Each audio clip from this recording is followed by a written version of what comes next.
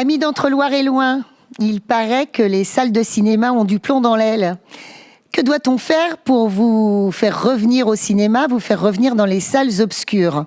Eh bien, peut-être, évidemment, je vous donnerais bien la bonne idée de venir ici, au Vox, le cinéma Vox. Il se trouve à Château-Renard. Ça fait 25 ans, en fait, qu'il fait parler de lui et qui se remue les méninges pour vous proposer du cinéma autrement. Et celui qui fait la programmation, que je qualifierais d'artiste en matière de programmation, c'est Joël Riflet. Salut Joël. Bonjour. Artiste, je ne sais pas. C'est avant tout les œuvres qu'on passe sur l'écran et les gens qu'on accueille qui sont des artistes. Voilà, moi je suis une petite main qui essaye de fabriquer la mayonnaise pour que ça fasse un beau programme et que ça donne envie aux spectateurs. Alors voilà, je crois justement qu'il a dit le bon mot, Joël. C'est une histoire de mayonnaise. Ici, au Vox, c'était avant-hier soir. Eh bien, la salle était pleine. Elle était pleine pour un film sur Clémenceau. Et puis, il y avait un intervenant qui a fait venir beaucoup de monde. Raconte.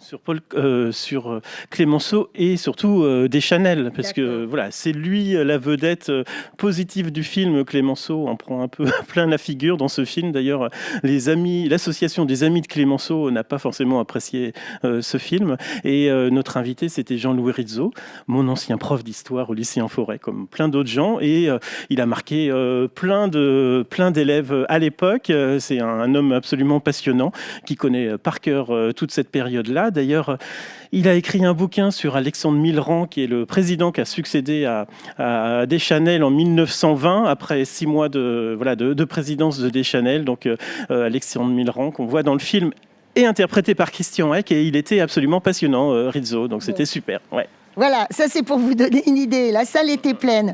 Ouais. Et puis, à côté de ça, eh bien, le Vox proposait aussi une soirée dans le cadre d'Octobre Rose. C'était à Bazoches-sur-le-Bête, puisque nous faisons du cinéma itinérant. Ça s'appelle Du cinéma dans mon village.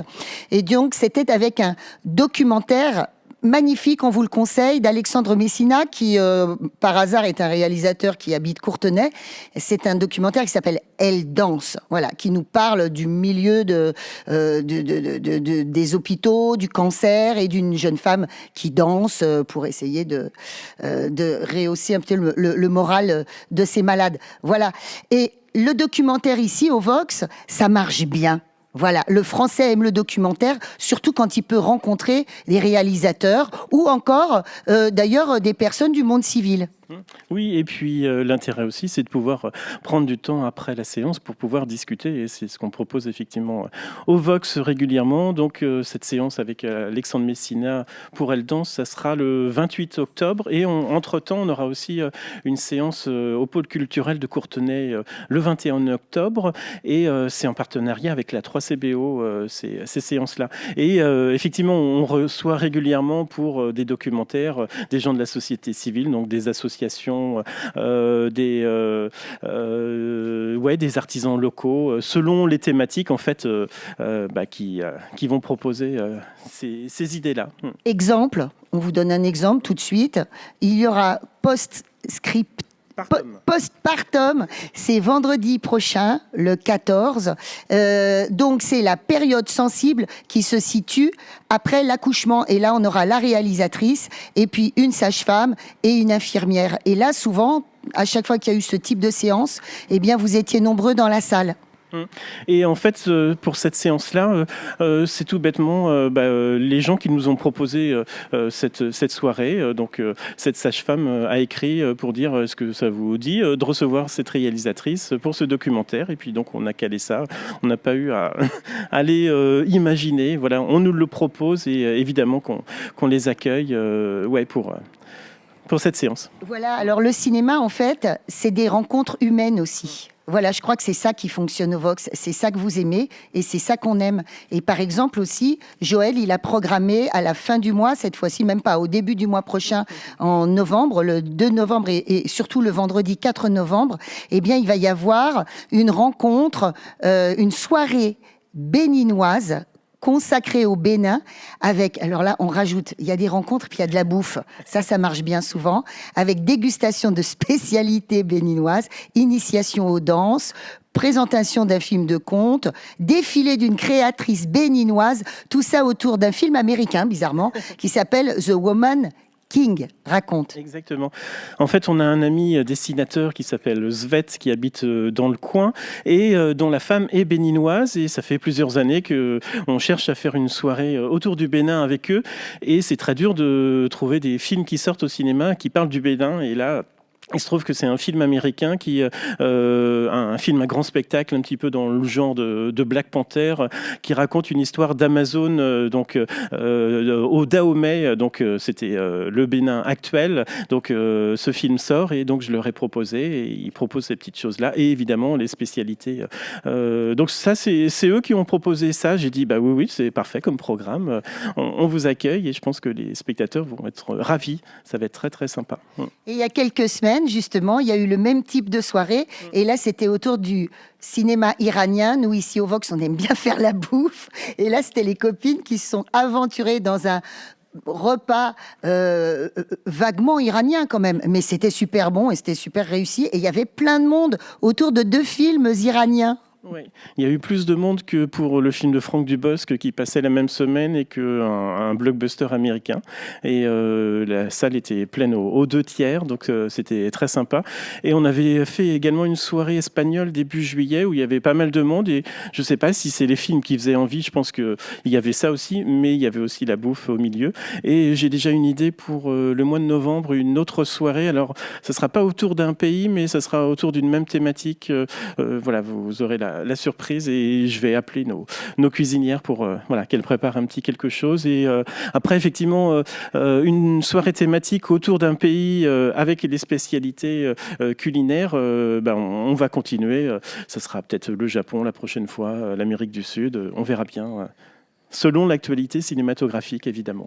Et puis, on vous rappelle évidemment que le cinéma Vox, c'est aussi un lieu de concert, un lieu de théâtre. C'est un ciné-café-concert depuis ses origines. Et donc, on aura du théâtre. C'est la semaine prochaine. Il faut qu'une porte soit ouverte ou fermée.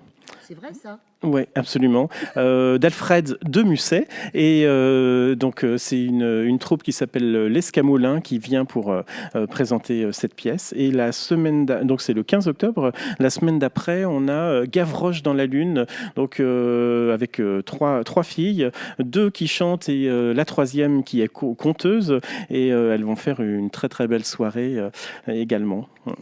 Parmi ces 3 filles, il y a Fanny Marie. Fanny Marie, vous la voyez régulièrement au Masque d'Or. C'est l'égérie du Masque d'Or. C'est la muse.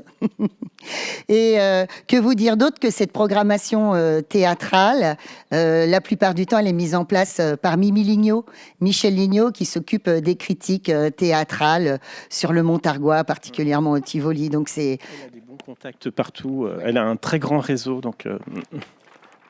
Qu'est-ce qu'on pourrait raconter d'autre encore? J'ai mes petites affiches. Voilà. Le théâtre à venir.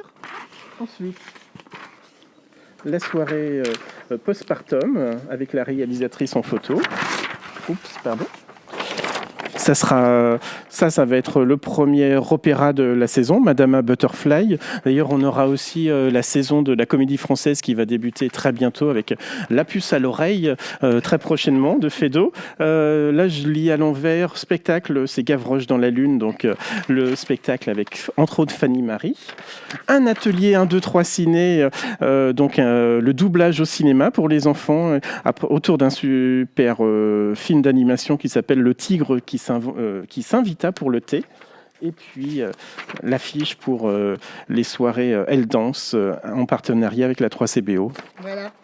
Une dernière chose encore, il est magnifique ce programme. Vous pouvez le récupérer chez plein de commerçants. Vous pouvez aussi nous retrouver sur Facebook et puis par mail, on vous envoie tout ça. Elles sont très bien faites, les infos régulières, les programmes. Grâce à une certaine Chloé qui est notre infographiste et qui nous fait des magnifiques affiches et programmes depuis quelques années déjà. Oui.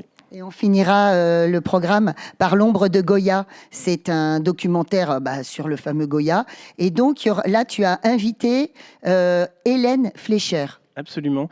Hélène Fleischer est déjà venue au Vox il y a 2-3 ans pour un film espagnol qui s'appelle Lettre à Franco, qui était un film passionnant. Et elle est enseignante en espagnol au lycée en Forêt, et puis également en histoire des arts. Et là, ça coche toutes les cases. Goya, c'est l'Espagne et c'est l'art.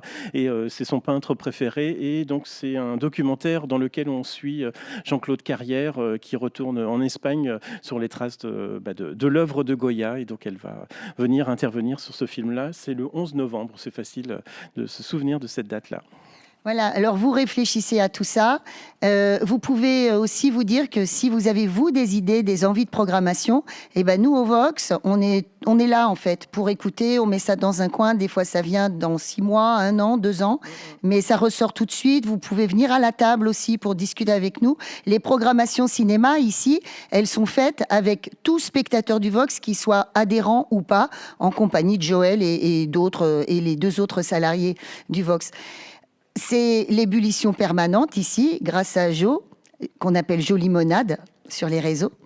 Mais on n'a qu'un problème ici au Vox, on est désolé, on ne peut pas vous accueillir toute une semaine et vous faire dormir sur place, parce que des fois je me dis qu'il faudrait bien ça pour pouvoir profiter entièrement du programme élucubré par notre ami.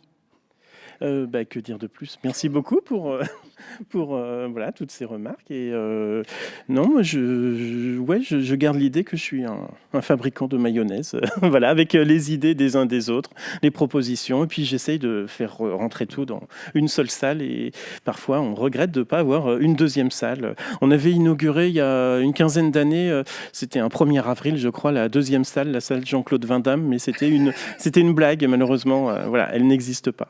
Venez faire des blagues avec nous. Salut. Ouais. Merci.